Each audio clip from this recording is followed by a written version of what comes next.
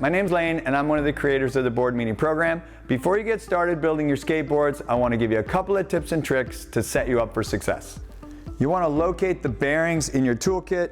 They can have a little bit of grease on them. Whoop, slippery. Slip that right into here. Use the Y tool to push the bearing all the way down into the wheel. Once the bearings are inserted, you'll need to remove the nut from the end of the truck. You might need your tool to do that. Once you remove the nut, you will see there are two washers on there. Put the washer on, put the wheel on, put the next washer, and then the nut. Tighten the nut all the way down using your Y tool. All the way till it's super tight. And the wheel won't even turn.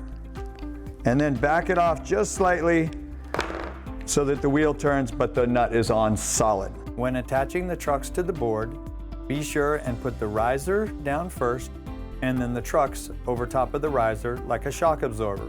Make sure the kingpins are facing the center of the board.